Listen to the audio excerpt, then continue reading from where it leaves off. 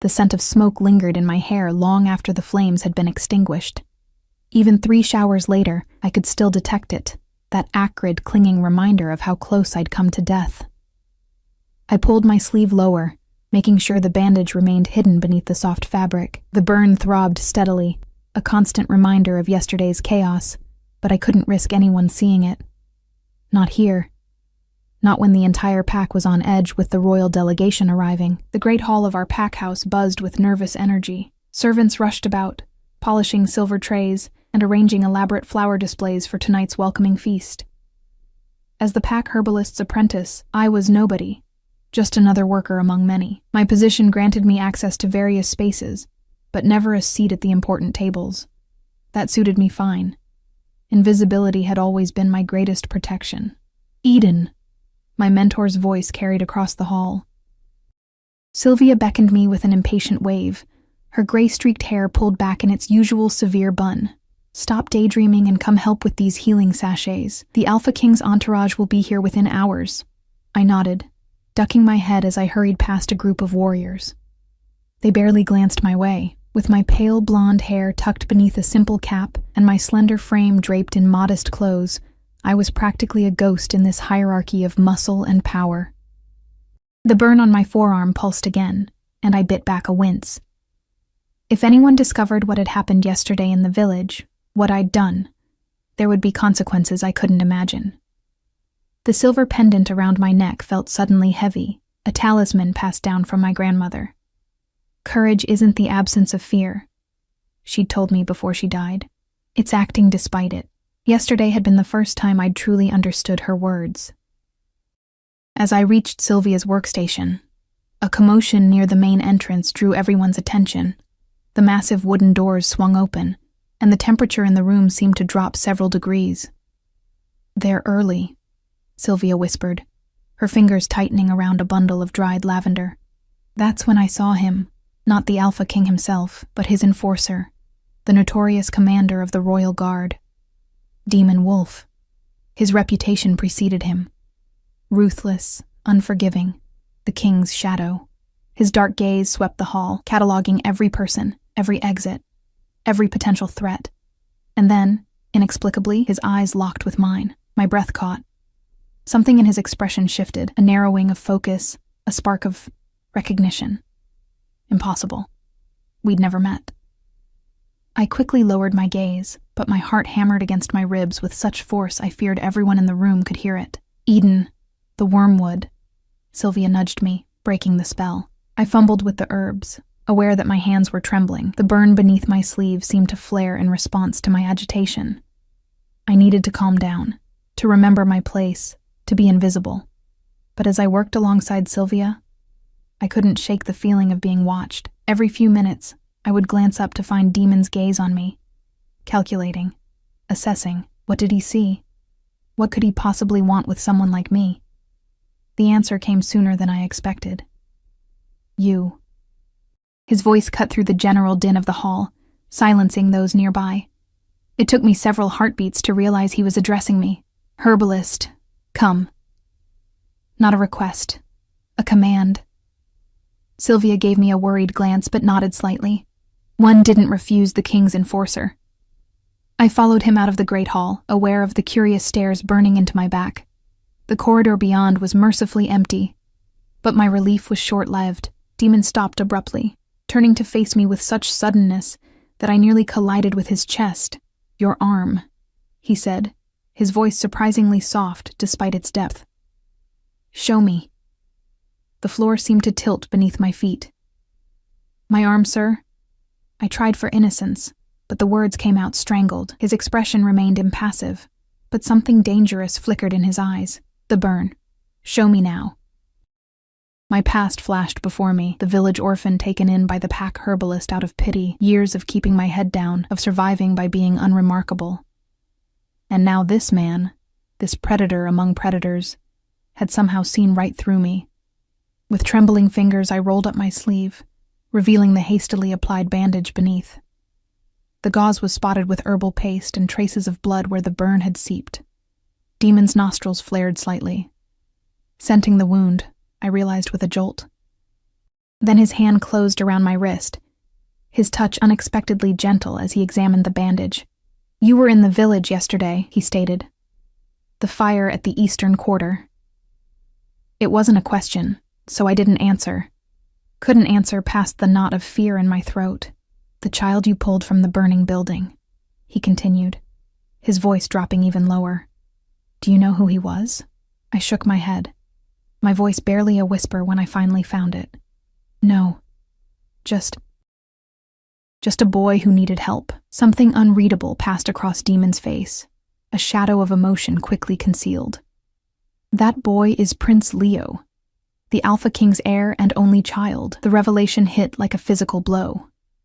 The small boy with terrified eyes, clutching a wooden toy as flames licked at the ceiling of the village shop. The desperate mother screaming outside, restrained by guards who deemed the building too dangerous to enter. My instinctive dash inside while everyone argued about protocol. The searing pain as a burning beam grazed my arm when I rushed out with the child. I didn't know," I stammered, my mind racing. There was so much confusion. I just heard a child crying and you ran into a burning building," Demon finished, without hesitation, without concern for your own safety. His grip on my wrist tightened marginally. "Why did you hide this?" The question caught me off guard. Why had I hidden it? The truth spilled out before I could filter it. "I'm nobody. It wasn't my place to interfere with royal matters. I thought I'd be punished for overstepping."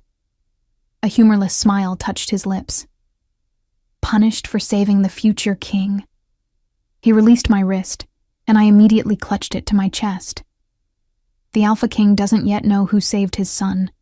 The mother was too distraught to notice who carried Leo out, and the guards were focused on containing the crowd. But he wants to know. He demands to know. My heartbeat thundered in my ears. "Please, I'd rather not." "This isn't optional," Demon cut in. "The king will reward you. It's a matter of honor." Honor. Such a dangerous word among wolves. I'd seen how honor played out in pack politics, how quickly it transformed into obligation, into ownership. "I need to prepare for the welcoming feast," I said, attempting to retreat. "Sylvia will worry." Demon moved with preternatural speed, blocking my path. This close, I could see flecks of gold in his dark eyes, could feel the heat radiating from his powerful frame. He wasn't just physically imposing. There was something else about him, an intensity that seemed to bend the air around him. "The feast has been postponed," he informed me. "The king wishes to rest after the journey and spend time with his son. Tomorrow night you will be presented to him. Until then, you will tell no one of this conversation." It wasn't a request. Why wait until tomorrow? I dared to ask. Demon studied me for a long moment. "The prince is affected by yesterday's events. The king wishes to ensure he is settled before court proceedings begin." His gaze flickered to my concealed burn. "And you should have that properly treated. The pack physician will see to it." I instinctively stepped back. "No, thank you. I have my own remedies." Something like approval flashed in his eyes. "As you wish. But know this. From this moment, you are under my protection. No one will harm you." The declaration shocked me into silence. Protection from the king's enforcer? It was both a blessing and a curse. Protection meant visibility. Visibility meant vulnerability. As if reading my thoughts, Demon added, "Your life is about to change, little healer. The king doesn't forget debts, and you have placed him in your debt." Before I could respond, a young warrior appeared at the end of the corridor, his posture stiffening when he saw Demon. "Sir, the king requests your presence." Demon nodded once, then turned back to me. "Remember, not a word. I'll come for you tomorrow." With that, he strode away, leaving me trembling against the cold stone wall. My fingers found my grandmother's pendant, clutching it like a lifeline. My simple existence, my carefully cultivated invisibility, had shattered in the space of a few minutes. That night, I couldn't sleep. My small room in the herbalist's quarters felt both too confined and too exposed. Every shadow seemed to hold watching eyes. Every creak of the old building made me flinch. When dawn finally broke, I'd made my decision. I would tell the truth when presented to the king. I would accept whatever token reward he offered.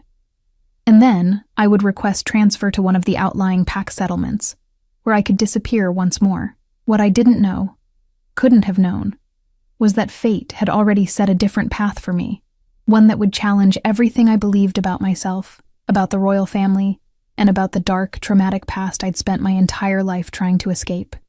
As the first rays of sunlight filtered through my small window, illuminating dust motes dancing in the air, I heard the heavy tread of boots in the corridor outside my door. My time was up sooner than expected.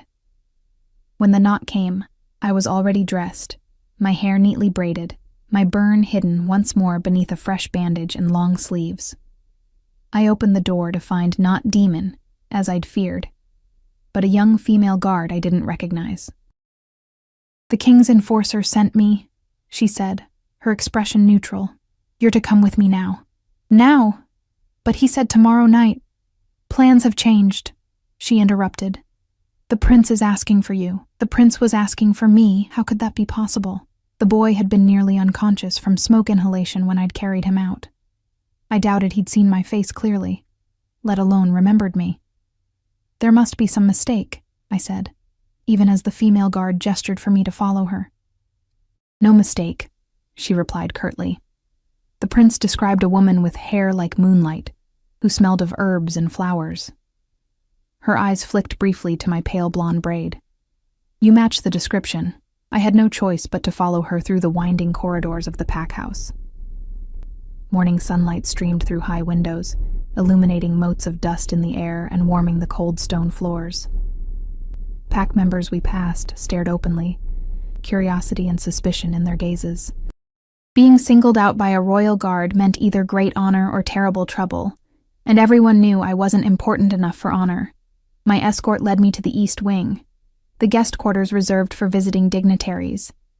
2 imposing warriors flanked massive double doors carved with the royal crest, a howling wolf beneath a crown of thorns. My grandmother's pendant seemed to burn against my skin, a phantom warning. The female guard knocked once, and the doors swung open to reveal a sumptuous suite.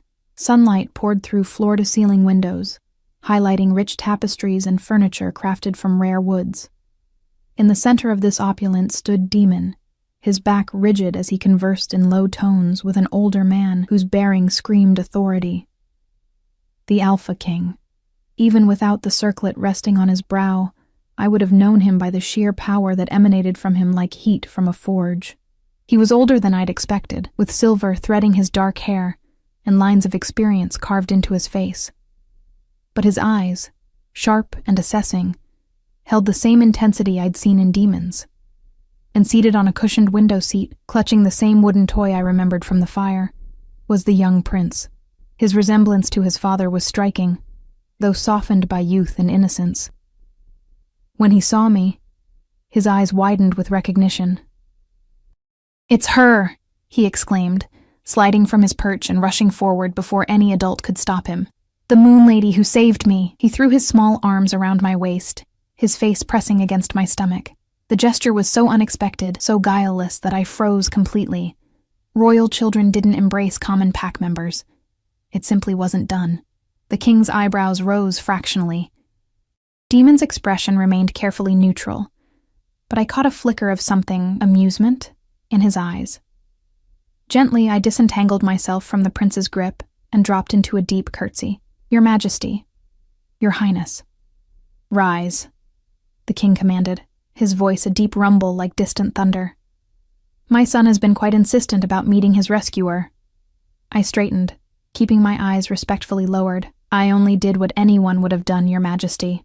"No," the king contradicted flatly. "The guards, my guards, deemed the building too dangerous to enter. Yet you, a slip of a woman with no warrior training, ran inside without hesitation." There was a question in his statement, one I wasn't sure how to answer. The truth seemed too simple, too inadequate for the intensity of his scrutiny. "I heard a child crying," I said finally. There wasn't time to think about danger. The king studied me for a long moment. "What is your name, girl?" "Eden, Your Majesty. Eden Vale." Something flickered across his face, too quick to interpret. Vale, he repeated slowly. And your position here? Apprentice to the pack herbalist, sir. I've been training under Sylvia for 5 years now. Prince Leo tugged at my sleeve, drawing my attention. Does your arm hurt? The beam fell on you when you carried me. His innocent question sent a spike of anxiety through me. I hadn't told anyone about the injury except Sylvia, and I'd given her a vague explanation about an accident with a cooking fire. How had the prince noticed when he'd been barely conscious? It's nothing, Your Highness, I assured him with a small smile. Just a scratch. Show me, the king commanded abruptly. The echo of Demon's words from yesterday sent a shiver down my spine. Reluctantly, I rolled up my sleeve, revealing the bandage once more. The king approached, and it took every ounce of willpower not to step back. He radiated dominance in a way that made my instincts scream danger, despite his controlled demeanor. He examined the bandage without touching me, his nostrils flaring slightly as he scented the wound beneath. Our physician will treat this properly. That's not necessary, Your Majesty, I protested softly. I've applied. It wasn't an offer, he interrupted, his tone brooking no argument. Then, to Demon, see that it's done today, and prepare the formal announcement for tonight's feast. Demon nodded once. Yes, my king. The prince was still watching me with open curiosity. Father says you're to be rewarded, he informed me brightly. Will you stay in the palace with us now? The innocent question hung in the air like a thundercloud. Stay in the palace? What kind of reward was the king planning? Your Highness, I began cautiously. I have duties here with the pack herbalist. I couldn't possibly. We'll discuss the details of your reward privately. The king interjected smoothly. His gaze shifted to his son. Leo, didn't you have something to give our guest? The prince's face lit up. Yes. He scampered to a side table and returned with a small wooden box. This is for you. Father had it made special. With trembling fingers, I accepted the box, aware of the weight of the moment, of the eyes watching my every reaction. Inside, nestled on a bed of velvet, lay a delicate silver bracelet. The craftsmanship was exquisite, tiny wolves chasing each other around the band, their eyes set with what appeared to be tiny diamonds. It's beautiful, I whispered, genuinely awed by such a lavish gift. But I can't accept something so valuable just for... You can, and you will, the king stated. The bracelet bears our royal crest. It marks you as under our protection. There was that word again. Protection. First from Demon, now from the king himself, but protection always came with a price. Thank you, Your Majesty. I carefully closed the box without removing the bracelet. You honor me greatly. A ghost of a smile touched the king's lips. Honor, yes, but this is merely a prelude. My son's life is beyond price, and so my debt to you cannot be discharged with trinkets alone. Before I could respond, the door opened, and a middle-aged man entered, carrying a leather satchel. The royal physician, I presumed. Ah, Dr. Harlow, the king acknowledged. Examine this young woman's burn, and ensure it's properly treated. We can't have infection setting in, the physician bowed. Of course, Your Majesty. To my surprise, the king turned to his son and extended his hand. Come, Leo. Let's give Miss Vale some privacy. As they moved toward an adjoining chamber, the prince glanced back at me with a smile that tugged unexpectedly at my heart. There was something in his innocent trust that reminded me painfully of another child. Long ago, a memory I'd worked hard to bury. Once the king and prince had departed, Dr. Harlow gestured to a nearby chair. Please sit. Let me see this burn. I sat obediently while Demon remained by the door, his posture alert, his gaze fixed somewhere in the middle distance, present but giving the illusion of privacy. The physician carefully unwound my bandage, his expression growing more concerned as the injury was revealed. The burn was angry and red, covering most of my forearm from wrist to elbow. This is severe, he chided. You should have sought treatment immediately. I treated it, I defended quietly. Cooling herbs, antibacterial paste, fresh bandages. Dr. Harlow hummed noncommittally as he examined the wound more closely. Your treatment wasn't bad, but this requires more specialized care. He opened his satchel and removed several jars and rolls of clean gauze. This will sting. As he applied a cooling salve to the burn, I bit my lip to keep from wincing. The pain flared hot and sharp before gradually subsiding to a dull throb. How did it happen exactly, Doctor? Harlow asked as he worked. The prince mentioned a falling beam. I hesitated, aware of Demon's subtle shift in attention.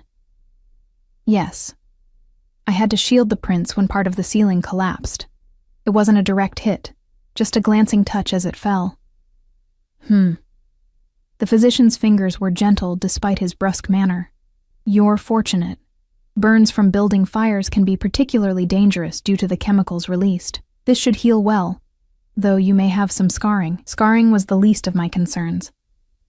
Once the wound was freshly dressed, Dr. Harlow packed his supplies and stood. Change the bandage twice daily, he instructed. I'll leave additional supplies with your pack healer. After he departed, I remained seated, suddenly exhausted. The events of the past 24 hours had left me emotionally drained, and the reality of my situation was beginning to sink in. I was now visibly connected to the royal family. My days of comfortable anonymity were over. You're afraid? Demon's voice startled me. I'd almost forgotten his presence. Wouldn't you be?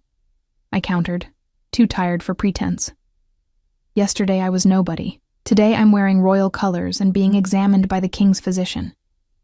He pushed away from the wall and approached, his movements fluid and controlled. You saved the crown prince. Did you expect to return to obscurity? I hoped, I admitted. I don't belong in this world of politics and power. Demon studied me with that unnerving intensity. Few do, yet here we all are. He gestured to the box containing the bracelet. You should wear it. Refusing royal gifts is inadvisable. With reluctance, I opened the box and removed the bracelet.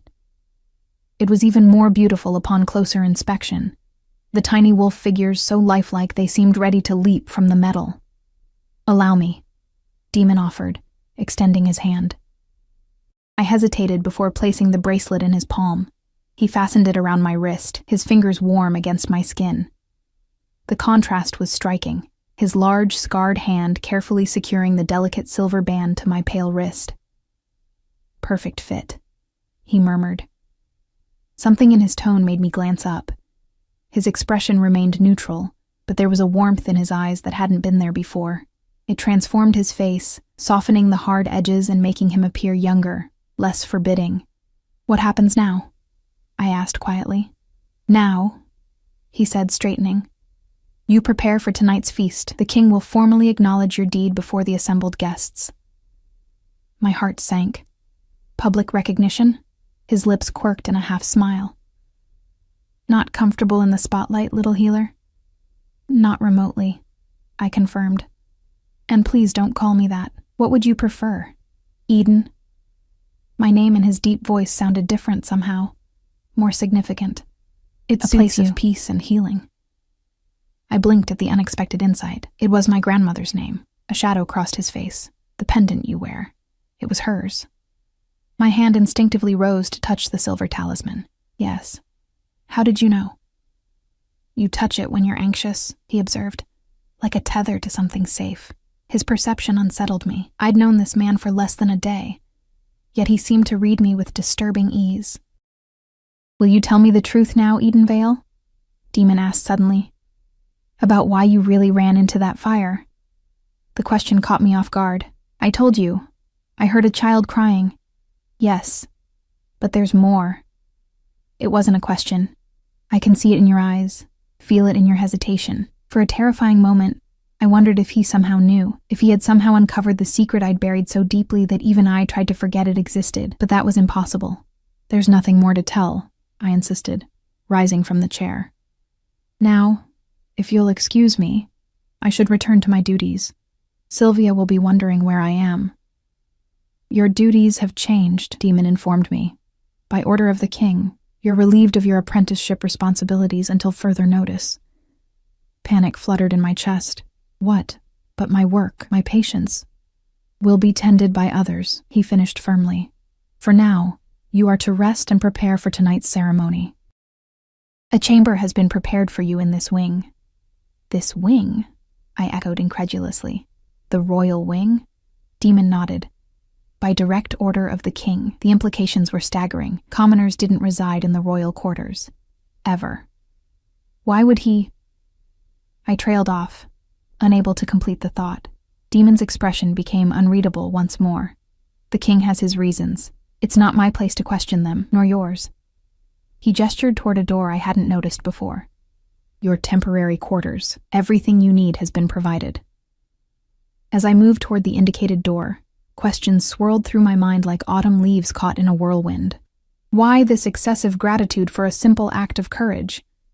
Why the personal interest from both the king and his enforcer? What debt could possibly require my relocation to the royal wing? And beneath these questions lay a deeper fear that somehow, in saving the prince, I had inadvertently exposed the very past I'd spent my life trying to outrun. The chamber Demon had indicated was more luxurious than any space I'd ever occupied. Sunlight streamed through tall windows draped with blue silk, illuminating a bed large enough for 3 people, plush rugs scattered across polished floors, and a sitting area with cushioned chairs arranged before a small fireplace. A door to one side revealed a private bathing chamber with a copper tub that would require servants to fill. This wasn't merely a guest room. It was a noble's accommodation. The significance wasn't lost on me. This wasn't just gratitude. It was elevation. I sank onto the edge of the bed, my fingers tracing the intricate embroidery on the coverlet. The silver bracelet caught the light, sending tiny reflections dancing across the ceiling. What had I gotten myself into? A soft knock interrupted my thoughts. Before I could respond, the door opened to reveal 2 young women carrying stacks of fabric. Miss Vale? The taller of the 2 curtsied. I'm Mira, and this is Lena. We've been assigned as your attendants for the duration of your stay. Attendants? My shock must have shown on my face because Mira smiled kindly. The king ordered a suitable wardrobe prepared for tonight's feast and the days to follow.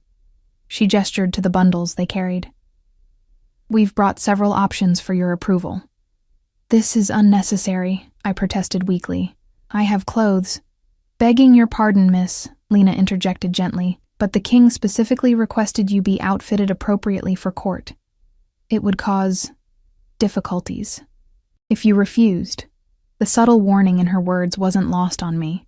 Refusing royal generosity could be interpreted as an insult, and one didn't insult the Alpha King. Of course, I conceded, forcing a smile.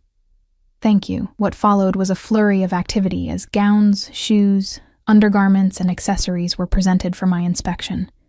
Each item was finer than anything I'd ever worn. Silks and velvets in jewel tones, delicate lace, supple leather. The cost of a single gown likely exceeded my yearly stipend as an apprentice. This one, I think, for tonight, Mira decided, holding up a gown of deep forest green. The bodice was embroidered with silver thread that would complement the wolf bracelet perfectly. It suits your coloring. As they helped me try it on, I couldn't help but marvel at how perfectly it fit, as though it had been made specifically for me. When I mentioned this, the attendants exchanged a quick glance. The royal tailor is very skilled, Lena offered vaguely. He can often determine measurements at a glance. But I caught the lie in her quickened pulse. This dress hadn't been hastily assembled since yesterday's fire. It had been waiting, as though my arrival had been anticipated. The thought sent a chill through me, but I forced it aside. Coincidence, nothing more. Perhaps the dress had been intended for another guest and happened to fit me well. After the attendants departed, promising to return before the feast to help me prepare, I was left alone with my thoughts once more. I moved to the window, gazing out over the packlands that stretched toward the distant mountains. The village where the fire had occurred was just visible as a cluster of rooftops to the east. 5 years I'd lived here, finding safety in routine and obscurity. 5 years of quiet service as Sylvia's apprentice, healing minor injuries, mixing remedies for common ailments, gradually earning respect for my skill, if not my station. All of it threatened now by one impulsive act of courage. Or perhaps threatened by something deeper. By the secrets I carried. By the past I'd fled. I closed my eyes, willing away the memories that threatened to surface. The screams. The flames. The small hand slipping from mine into darkness. A soft noise broke my reverie. I turned to find Sylvia standing in the doorway, her expression a mixture of concern and curiosity. "They said I would find you here," she said, entering slowly, her eyes taking in the opulent surroundings. I had to see it for myself. Sylvia. Relief flooded through me at the sight of a familiar face. "I'm sorry I disappeared.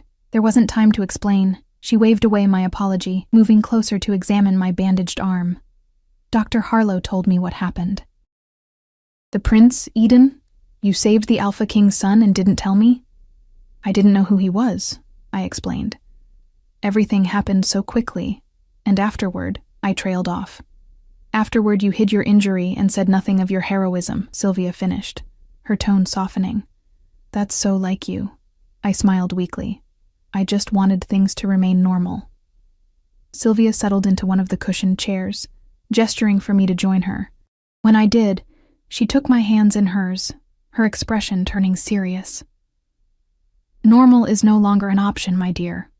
Word has spread through the entire pack. The feast tonight is as much for you as for the royal visitors." She squeezed my hands. "Do you understand what this means? The Alpha King will acknowledge a life debt to you publicly." "A life debt?" The term sent a wave of unease through me. "But I don't want anything from him. I just did what was right." Sylvia's gaze was sympathetic but firm. "What you want is irrelevant now. A life debt from the Alpha King is both an honor and a burden.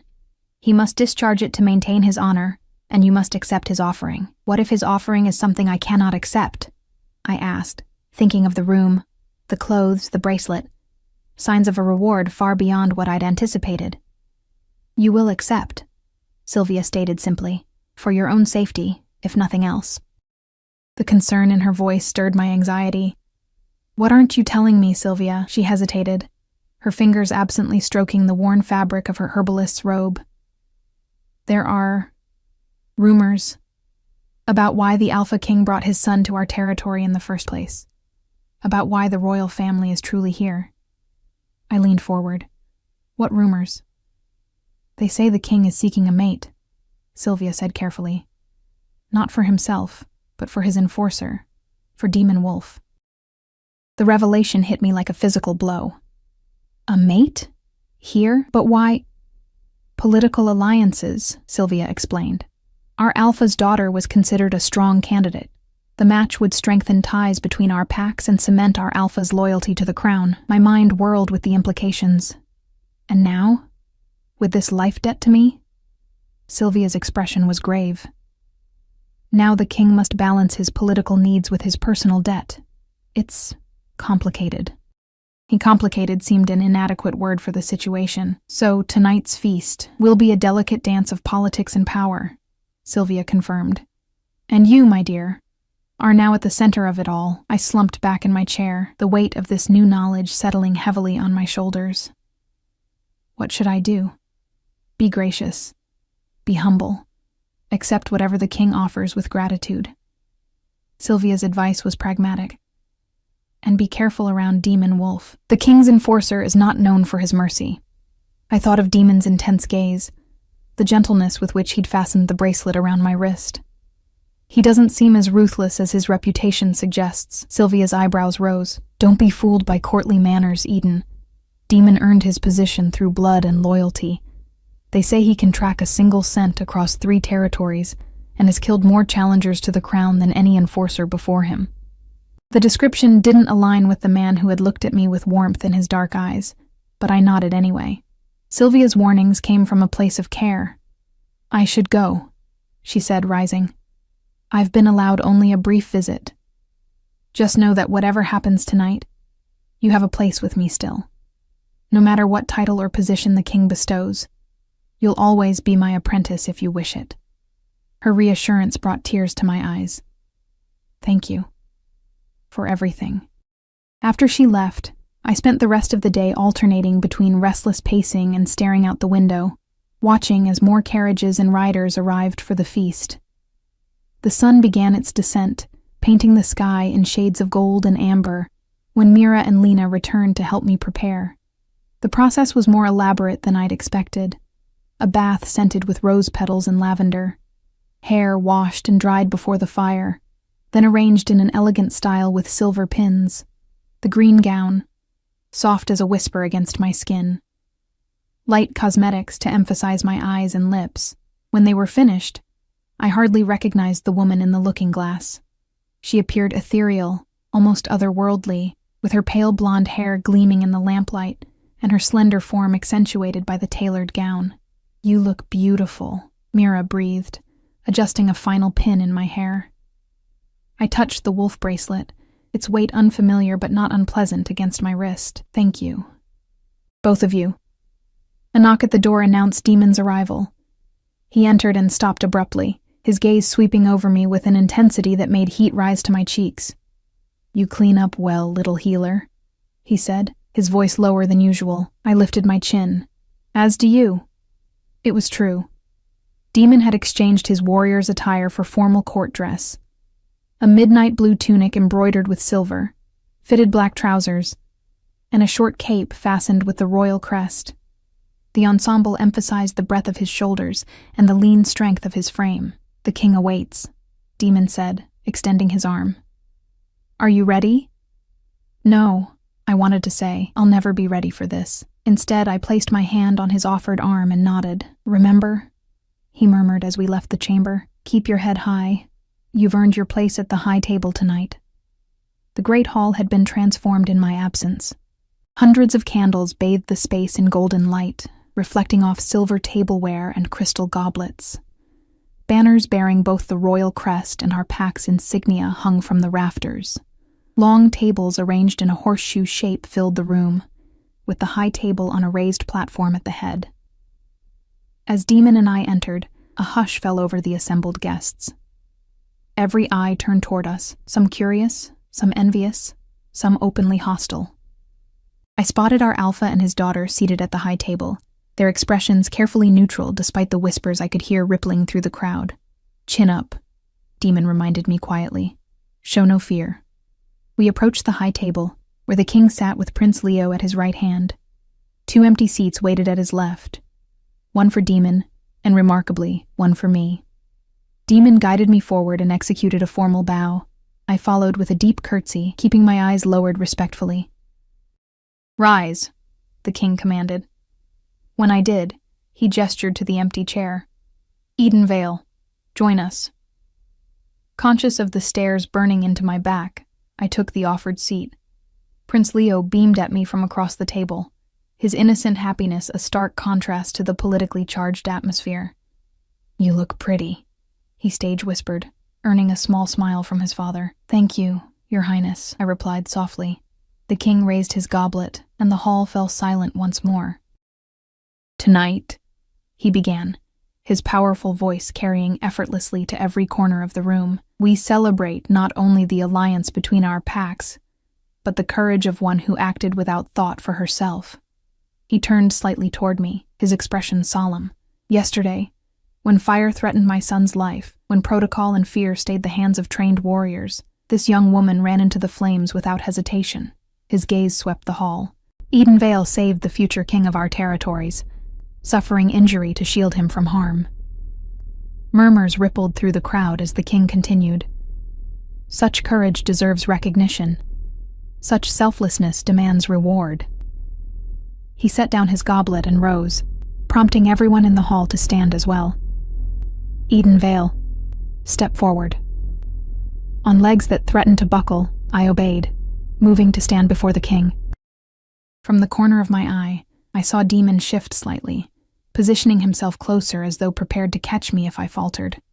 "For your service to the crown," the king declared formally, "I name you friend of the royal family, with all rights and privileges thereof. From this day forward, you shall be welcome in any territory under our rule, afforded the protection of our name, and granted a permanent position within the royal household should you wish it." The pronouncement sent a shockwave through the assembly.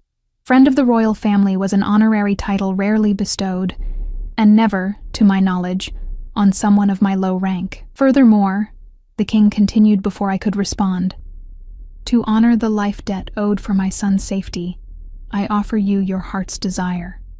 Name it, and if it is within my power to grant, it shall be yours." The hall held its collective breath.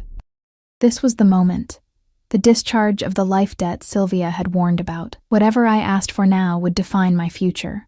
I swallowed hard, my mind racing. What could I possibly request that would satisfy honor without further complicating my life? Nothing extravagant. That would draw even more attention. Nothing that would bind me too closely to the royal family. Something simple, yet meaningful. My fingers found my grandmother's pendant, drawing strength from its familiar contours. And suddenly, I knew. "Your Majesty is most generous," I began, my voice steadier than I'd expected. "If it pleases you, I would ask for the restoration of the village herbalist's cottage destroyed in yesterday's fire, and supplies to establish a healing center there for those who cannot travel to the pack house for treatment." Surprise flickered across the king's face, followed by something that might have been approval. Beside him, Demon's expression remained carefully neutral, but I caught a glimmer of what seemed like admiration in his dark eyes. "A selfless request," the king acknowledged. "Fitting for one who has demonstrated such selflessness already." He nodded once. "It shall be done. The cottage will be rebuilt, larger and better equipped than before, and you shall oversee its operation as chief healer." Relief flooded through me. It was perfect, a position of respect that would allow me to continue my work while providing a legitimate reason to live apart from the main pack house. Away from constant scrutiny, away from Demon and the king and the political machinations that surrounded them. But the king wasn't finished. "Additionally," he continued, "to cement the bond between our families, you will join us when we return to the royal seat in 3 days' time. There, you will serve as personal healer to my son, who has requested your presence specifically." And just like that, my momentary victory crumbled. Leave? Go to the royal palace? Become part of the court? It was everything I'd hoped to avoid. "Your Majesty," I began carefully, "I'm honored, but my skills are exceptional, according to both your mentor and my physician." The king interjected smoothly. "And as the prince's rescuer, you have earned his trust. That is valuable." Something in his tone suggested layers of meaning beyond the obvious. "The position is not optional, Edenvale. It is part of my reward. Trapped. I was trapped by his generosity, by protocol, by the public nature of this exchange. To refuse now would be an insult not just to the king, but to Prince Leo. I am deeply honored, Your Majesty," I managed, dipping into another curtsy to hide the panic in my eyes.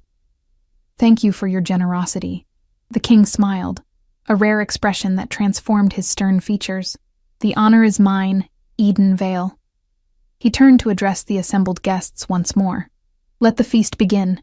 As servants rushed to fill plates and goblets, I returned to my seat in a daze. 3 days.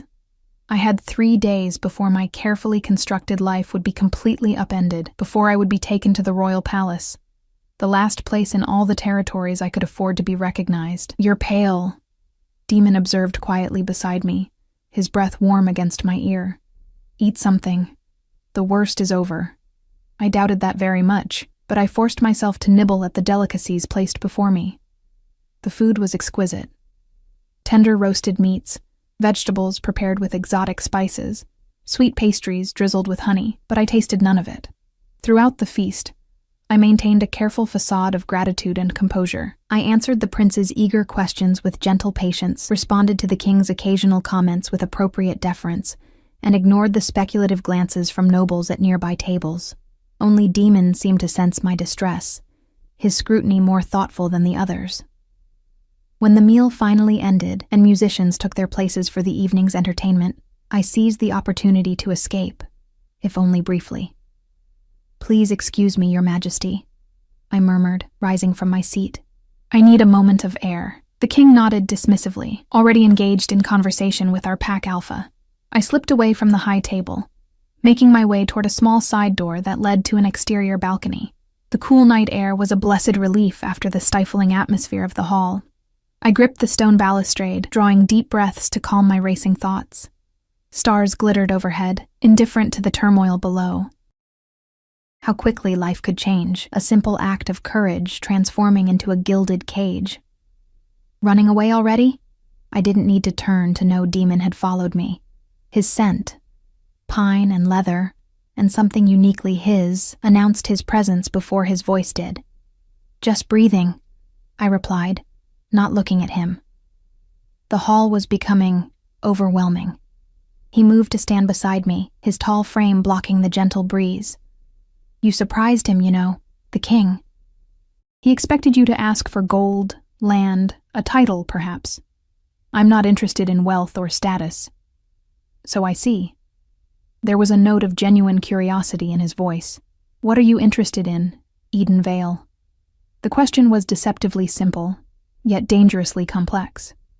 What could I possibly say that wouldn't reveal too much? "Peace," I answered finally. "Healing those who need it, a quiet life. All things you're unlikely to find at court," Demon observed. "Yet that's exactly where I'm being sent."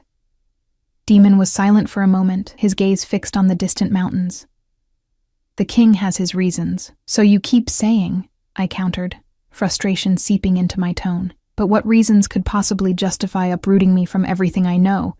I'm nobody, just an herbalist's apprentice." "Are you?" The question hung between us, laden with implication. My heart stuttered in my chest. What does that mean? Instead of answering directly, Demon reached out, his fingers brushing against my grandmother's pendant. "This symbol, do you know what it represents?" I stepped back, my hand rising protectively to the silver talisman. "It's just a family heirloom." "It's the mark of the Northern Vale Pack," he corrected quietly. "A pack believed to be extinct for nearly 20 years. The world seemed to tilt beneath my feet. My grandmother's pendant, the only thing I had left of my original family, was a pack symbol. How could I not have known?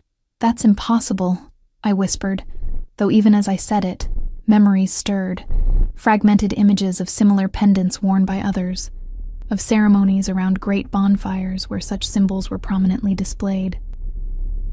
Demon's expression softened fractionally.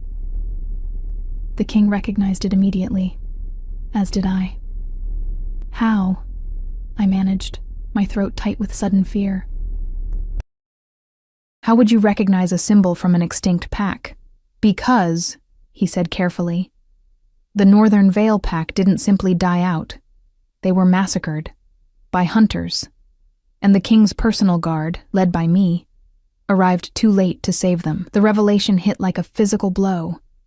I stumbled backward, my back pressing against the cold stone wall, as fragments of memory assaulted me. Screams, flames, the scent of blood, a small hand torn from mine. "No," I gasped, shaking my head. "No, I can't." Demon moved closer, his voice dropping to a whisper. "You survived somehow. You were just a child then, 5, perhaps 6 years old. But those eyes..." He studied me intently. I would recognize those eyes anywhere. They haunted me for years afterward. The child we couldn't find, the last veil. My legs threatened to give way beneath me. All these years of hiding, of reinventing myself, of suppressing memories too painful to face, undone in an instant by this man's recognition. "Does he know?" I asked, my voice barely audible. "The king? He suspects," Demon confirmed. "Your reaction just now confirms it." I closed my eyes, fighting for composure. "Are you going to tell him?" "That depends." "On what?" "On you." Demon's proximity was both threatening and oddly comforting. "On why the last survivor of the Northern Vale Pack has hidden her identity for so long. On why she flinches at the mention of her own heritage." The accusation in his tone stung. "You think I'm ashamed of who I am? That I hide out of cowardice?" "I think," he said deliberately, "that you're running from something or someone." He was too close to the truth, dangerously close, but I couldn't tell him everything, not yet. Perhaps not ever. "The hunters," I said finally, offering a partial truth. "The ones who killed my pack. I was afraid they'd find me if they knew a veil had survived." It wasn't a lie, not exactly. Just an incomplete explanation that omitted the most damning details. Demon considered this, his expression unreadable in the moonlight. The hunters were dealt with years ago. Their entire network dismantled. They pose no threat to you now. Relief and disbelief warred within me. "You're certain?" "I executed their leader myself," he stated flatly. "The king made hunting our kind a capital offense after the Northern Vale massacre. No such organized threat exists in our territories anymore." I should have felt reassured. Instead, anxiety continued to claw at my insides. Because it wasn't just the hunters I feared. It was what they knew about me, what they had discovered that terrible night. The reason they had come for my pack in the first place. "If what you say is true," I began cautiously, "then why insist I come to court? If the king knows who I am, why not simply say so?" Demon's gaze was penetrating, because the Northern Vale Pack were more than just another werewolf clan. They were the keepers of old magic, rituals and knowledge dating back to the first change. Their extinction left a void in our understanding of our own history, our own potential. I hadn't expected this answer. "And the king thinks I have this knowledge?" "I was a child when they died. I remember almost nothing of that time." "Memory lives in more than the mind, Eden. It lives in blood, in instinct." Demon's hand moved to my wrist, his thumb brushing over the pulse point beneath the silver bracelet. "Your healing abilities are extraordinary, according to your mentor, beyond mere herb lore. That suggests your heritage manifests whether you acknowledge it or not." His words triggered another fragment of memory. My grandmother guiding my small hands over a wounded bird, teaching me to feel the life force within it, to coax that energy toward healing. I'd dismissed such recollections as childish fantasy. But what if... "I'm just an herbalist," I insisted, pulling my wrist from his grasp. "Nothing more." Demon didn't press the point, but skepticism was clear in his expression. "Regardless, the king wants you at court, and not just for the prince's sake." A chill ran down my spine. "What does that mean?"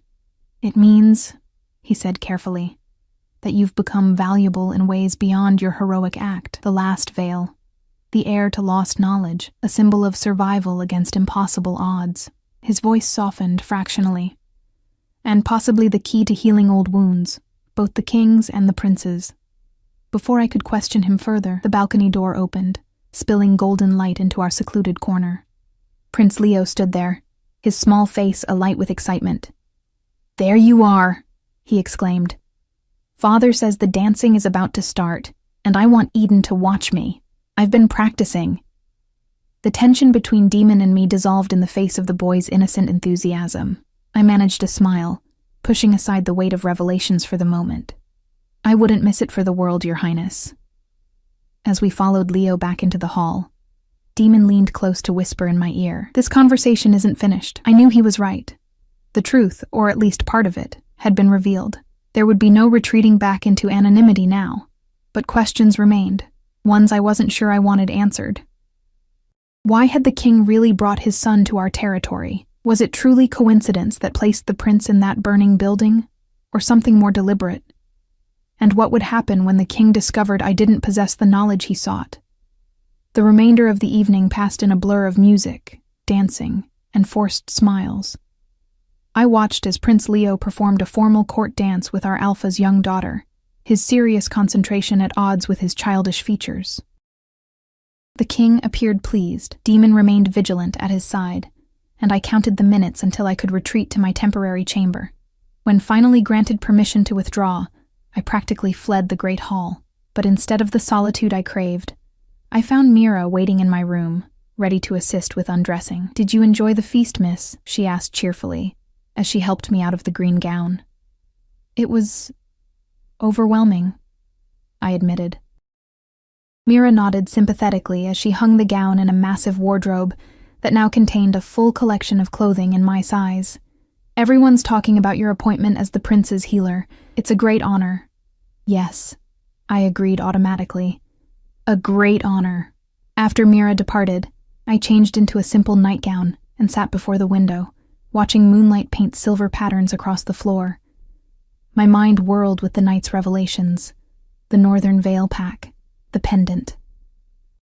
Demon's recognition, the king's suspicions. For 15 years, I'd suppressed the trauma of that terrible night. The night my pack was destroyed, I'd remade myself, hidden in plain sight, convinced that anonymity was my only protection. Now my carefully constructed identity was unraveling, and I had no idea what remained beneath the layers of deception. Sleep eluded me that night. Each time I drifted toward unconsciousness, nightmares jerked me awake. Fragments of memory I'd spent years suppressing now bubbling to the surface like poison from an infected wound. Dawn found me exhausted but resolute. If I couldn't escape my past or my future, I could at least face them on my own terms. The pendant felt heavier around my neck, a physical manifestation of the heritage I could no longer deny. I bathed and dressed in a simple blue gown from the wardrobe, then braided my hair in my usual style rather than waiting for Mira to arrange it in some courtly fashion. If I was to be the last veil, I would be so with dignity, not draped in borrowed finery. A knock at my door revealed Demon, his expression grave. "The king requests your presence. Immediately. Has something happened?" I asked, alarm threading through me. "The prince had nightmares," he explained, his tone carefully neutral. "He's asking for you." Relief mingled with concern as I followed Demon through the corridors. At least this was a problem I might actually help with. A child's fears I could soothe with gentle words and perhaps a mild calming tea. We found Prince Leo in the king's private chambers, curled against his father's side on a large settee. The boy's face was tear-streaked, his eyes red-rimmed and fearful. The king himself looked haggard, as though he'd spent the night in vigil rather than sleep. "Eden!" Leo exclaimed when he saw me, immediately scrambling toward me. Without thinking, I knelt to receive his desperate embrace, his small arms wrapping tightly around my neck. "The fire came back," he whispered against my hair. "In my dreams. It was eating everything." "Shh," I soothed, rubbing gentle circles on his back. "Dreams can't hurt you. The fire is gone." Over Leo's shoulder, I met the king's gaze. There was something raw in his expression. Vulnerability I wouldn't have expected from such a powerful man. He woke screaming. The king said quietly. "Nothing I did calmed him. He kept asking for you." I nodded, continuing to hold the trembling child. "Fire trauma is common, Your Majesty. The mind needs time to process such fear." I drew back slightly to look into Leo's eyes. "Would you like me to make you a special tea? Something to help chase the bad dreams away?" Leo nodded eagerly. "Can you tell me a story too, like you did in the fire?" I blinked in surprise. "A story? In the fire?" "When you carried me out," he clarified, his voice small. "You were whispering a story about a brave wolf who protected his forest." I could hear it even though everything else was loud and scary. The memory flooded back, a desperate attempt to keep the terrified child calm as we navigated through smoke and flames. I'd barely been aware of what I was saying, just a half-remembered tale my grandmother had told me. "I'd be happy to tell you that story again," I promised. "After your tea." The king rose, his movements weary. "I'll have kitchen staff bring whatever supplies you need." "Thank you, Your Majesty." I hesitated, then added gently, "You should rest as well. The prince is safe now." A shadow of something, grief, guilt, crossed his face. A king's rest comes after his duty, not While before. Servants brought the herbs I requested, I sat with Leo, asking about his normal sleep routine, his favorite activities, anything to distract him from his lingering fear. The king watched our interaction with intense focus, as did Demon from his position near the door.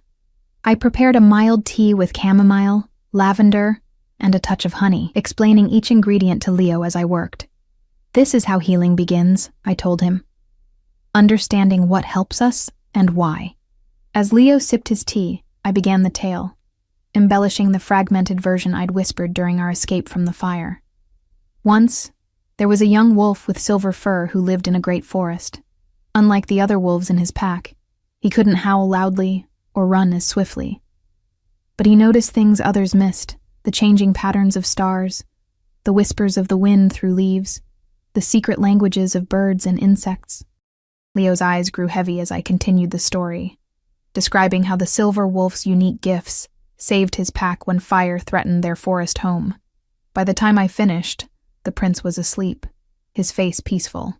"You have a gift with him," the king observed quietly as he lifted his sleeping son and carried him to his bed in an adjoining chamber. When he returned, his demeanor had changed, the concerned father replaced by the shrewd ruler. Demon tells me he spoke with you last night. I swallowed hard. Yes, Your Majesty. And what did you think of what he revealed? There was no point in evasion or denial. It was difficult to hear. I've spent many years trying to forget that night. The king studied me with penetrating intensity. Yet you wear the veil pendant, a curious choice for one trying to forget. My fingers rose to touch the silver talisman. It was my grandmother's, the only thing I had left of her, of any of them. Your grandmother. The king's expression softened fractionally. Ilara Vale. She was the pack's healer, was she not? Hearing my grandmother's name spoken aloud after so many years sent a jolt through me. Yes, I whispered. How did you know? I met her once, the king revealed, moving to pour himself a glass of amber liquid from a crystal decanter. Many years ago, when relations between our packs were being negotiated. She was formidable, wise, and fiercely protective of her people's traditions. He offered me a glass, which I declined with a small shake of my head. The Vale Pack possessed knowledge that dates back to the first werewolves, he continued, sipping his drink. Healing rituals, spiritual practices, prophetic abilities, gifts that set them apart from ordinary packs, gifts that made them both valued and feared. I remained silent, uncertain how to respond. When news reached me that hunters had attacked your settlement, I dispatched Demon and my elite guard immediately. The king's voice hardened. But we were too late. The damage was done. No survivors found, at least none we could locate. His gaze fixed on me. Until now. I was hidden, I admitted softly. My grandmother, she concealed me in a root cellar beneath our healing hut, covered the entrance with herbs and soil, told me not to make a sound, no matter what I heard. My voice cracked. And I heard everything. The confession hung in the air between us, the first time I'd spoken of that night to anyone. The king didn't interrupt, allowing me the space to continue if I chose. Demon remained motionless by the door, his expression unreadable. Afterward, when it was silent, I was too frightened to emerge. I stayed there for days, until hunger finally drove me out. I swallowed against the tightness in my throat. There was nothing left, no one left, so I ran. A passing merchant found me on the road, half-starved. He took me to the nearest human settlement, where I was eventually placed with a foster family. I never told them what I was or where I came from. Yet you found your way back to our kind, the king observed. To this pack. I nodded. When my abilities began to manifest, healing capabilities I couldn't explain or control, I knew I needed guidance. Rumors led me to Sylvia. She took me in, taught me to channel my gift through traditional herbalism. It was safer that way. Less noticeable. And now? The king asked. Now that your identity is known, at least to us? What do you want, Eden Vale? The question caught me off guard. No one had asked what I wanted since this ordeal began. I began, then paused, considering my answer carefully. I want to honor my pack's memory, to use the gifts I have to help others. But I don't want to be a symbol or a relic or a political asset. The king's laugh was unexpected. A short, genuine sound of amusement, direct, like your grandmother. He set down his glass. Unfortunately, what we want and what fate demands aren't always aligned. You are the last of the Vale line, whether you embrace that legacy or not. And my son, he glanced toward the chamber where Leo slept. My son needs you. Because I saved him from the fire? I asked. Partly, the king acknowledged. But there's more. He hesitated, then continued with evident reluctance. My son's mother, my mate, died 3 years ago. An illness no physician could treat, no magic could cure. Leo watched her fade away day by day. Since then, he's been fragile, prone to night terrors, anxieties. The fire has only worsened his condition. Understanding dawned, and you hope I might heal him, not just his body, but his spirit. The Vale healers were known for treating ailments of the soul as well as the flesh, the king confirmed. I don't expect miracles, Eden, but I've seen how he responds to you. The ease he feels in your presence, that alone is worth more to me than any political alliance or territorial gain. His honesty was disarming. This wasn't just a king speaking, but a father desperate to help his child. It was a side of the alpha king I hadn't expected to see, vulnerability beneath the crown. "I'll do what I can for him," I promised softly, "but I can't guarantee my abilities extend to what you hope. Much of my heritage remains a mystery even to me, which is why you need proper training," Demon interjected, speaking for the first time since we'd entered. "Access to the royal archives, where records of veil healing practices were preserved. Guidance to rediscover what was lost." The king nodded in agreement. "At the palace, you'll have resources unavailable anywhere else. And protection, while you explore your capabilities." It was a generous offer, perhaps too generous. "And in return?" I asked cautiously. "What does the crown expect from the last veil?" "Loyalty," the king stated simply. "Not blind obedience, but genuine allegiance to our pack. To my son's future reign." His expression hardened slightly. "The veil knowledge belongs to our kind as a whole, not to be hoarded or forgotten. If you can reclaim even fragments of what was lost, it would benefit all werewolves under my rule."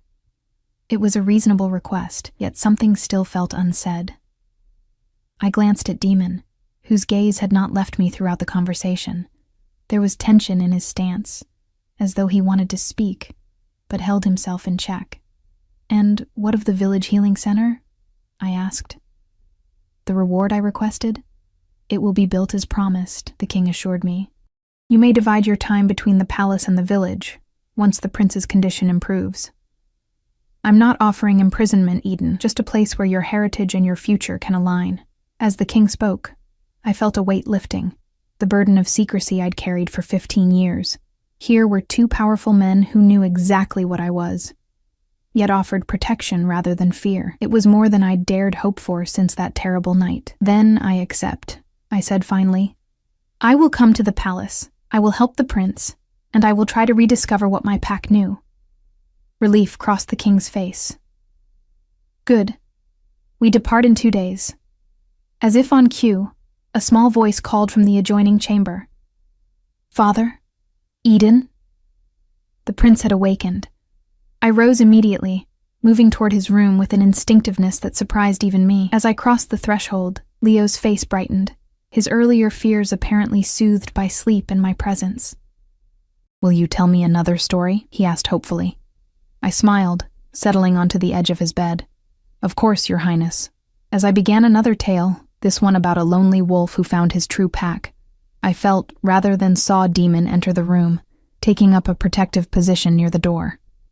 Our eyes met briefly over Leo's head, and something passed between us, an understanding. A connection I couldn't quite define but couldn't deny either. My life had been irrevocably changed by a split-second decision to run into a burning building. But perhaps, I reflected as Leo listened with rapt attention, perhaps some changes, even the most frightening ones, led exactly where we were meant to be all along. In saving the prince, I had accidentally found my way back to myself, to the heritage I'd denied, the gifts I'd suppressed, and possibly to a future where I no longer needed to hide in shadows. The last veil had finally come home.